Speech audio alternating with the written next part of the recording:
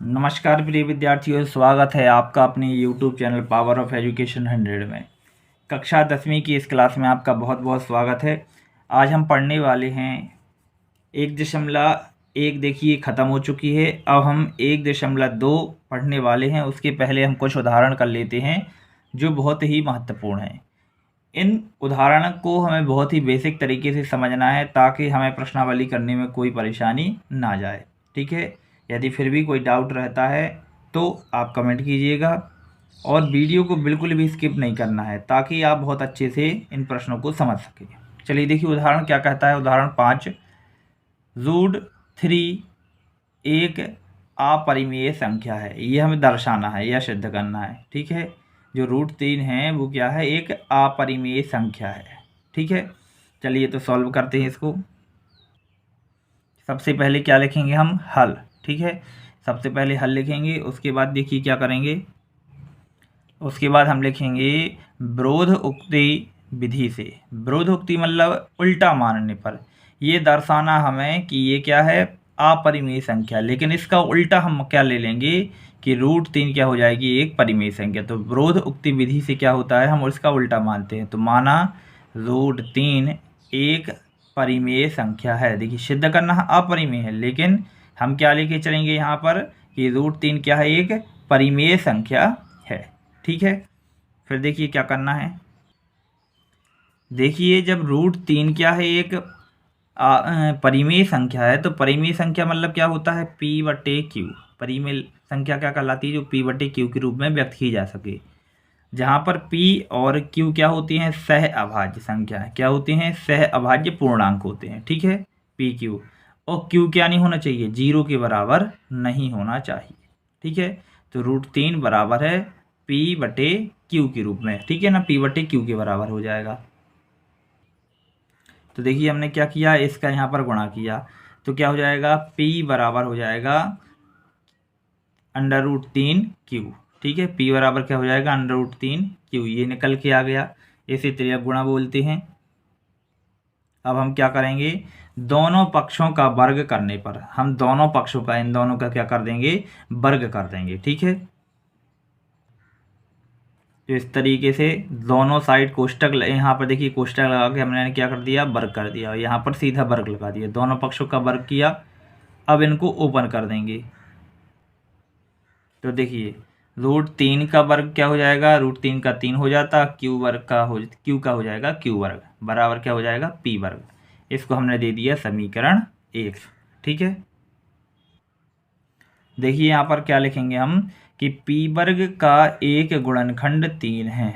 P वर्ग का एक गुणनखंड क्या हो जाएगा, 3, क्योंकि ये गुणा में है। ठीक है, P वर्ग का एक गुणनखंड 3 है तो P का भी एक गुणनखंड 3 होगा। ये P वर्ग का जब गुणनखंड 3 है, एक P का भी क्या हो जाएगा, ये गुणनखंड होगा। क्या, ये 3 जो आया है ये क्या है, इसका भी गुणनखंड होगा P का, जब P वर्ग का है।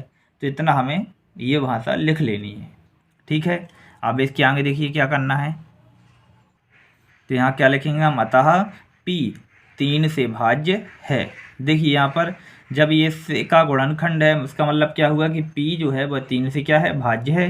कथन 1 हो जाएगा। ठीक है, इसको हमने समीकरण कथन 1 करके लिख लिया। अब देखिए क्या किया हमने, तब माना P बराबर 3m। यहाँ पर हम कुछ भी मान सकते हैं। ठीक है, Q वर्ग की जगह हमने क्या मान लिया, m मान लिया। आप n या और भी कोई अल्फ़ाबेट मान सकते हैं। हमने क्या कर लिया यहाँ पर, जो यहाँ पर ध्यान दीजिए, P बराबर मैंने क्या मान लिया, 3m मान लिया। ठीक है, और क्या करेंगे, P का मान समीकरण 1 में रख दिया। ठीक है, जो समीकरण 1 बनाया हुआ था उसमें समीकरण 1 में रख दिया मान। तो क्या हो जाएगा, देखिए समीकरण 1 क्या था, 3Q वर्ग बराबर P वर्ग। तो P वर्ग, P का मान क्या माना हमने, 3m। 3m ही क्यों माना, क्योंकि जो P है वह जो 3 है वह P का एक गुणनखंड है। तो जो भी आएगा वो इसी के फॉर्मेट में आएगा, इसलिए 3 माना। ठीक है, 3m। तो यहाँ पर हमने क्या कर दिया, इसका वर्ग कर दिया। अब हम इसका वर्ग ओपन कर देंगे तो देखिए क्या आ जाएगा, यहाँ पर यहाँ आ जाएगा हमारा 3Q वर्ग बराबर 9m वर्ग। 3 का वर्ग कितना होता है, 9, और m का वर्ग m आ जाएगा। ठीक है, अब ये इसको हमेशा बटी में भेज कर इसको काट देंगे। तो यहाँ पर देखिए क्या आ जाएगा, यहाँ ध्यान दीजिए 3 एकम 3, ठीक है ना, 3 एकम 3 और 3 त्रिका 9, कितना आ जाएगा यहाँ पर क्यू वर्ग बराबर 3m वर्ग। चलिए अगले स्टेप में हम यही लिख लेते हैं। क्यू वर्ग में देखिए क्या आ जाएगा, तो क्यू स्क्वायर इक्वल क्या हो जाएगा 3m वर्ग, ठीक है, ये हमारा अगला स्टेप में आ जाएगा। देखिए अब हमें फिर से ये भाषा लिखनी है। उपरोक्त तो समीकरण ये वाला जो है से स्पष्ट है कि क्यू वर्ग का एक गुणनखंड 3 है। अभी पी वर्ग का निकला था गुणनखंड 3, अब किसका निकला है क्यू वर्ग का भी। जब क्यू वर्ग का ये गुणनखंड है तो ये क्यू का भी एक क्या हो जाएगा गुणनखंड होगा। तो क्यू का जब ये गुणनखंड होगा तब आगे देखिए क्या लिखना है, अतः क्यू भी 3 से भाज्य है, ठीक है, क्यू भी 3 से भाज्य हो जाएगा। अभी हमने कथन सही लिखा था तो वो कथन पहला था, अब ये कथन दूसरा हो जाएगा, ठीक है। देखिए लेकिन कथन 1 और कथन 2 से स्पष्ट क्या हो जाएगा कि P और Q क्या है सह अभाज्य पूर्णांक नहीं है, जबकि P बटे Q क्या रहते हैं सह अभाज्य पूर्णांक, ठीक है। तो P और Q सह अभाज्य पूर्णांक नहीं है। जब सह अभाज्य पूर्णांक नहीं है इसका मतलब क्या हुआ, इसलिए √3 परिमेय संख्या नहीं है, √3 परिमेय संख्या नहीं है।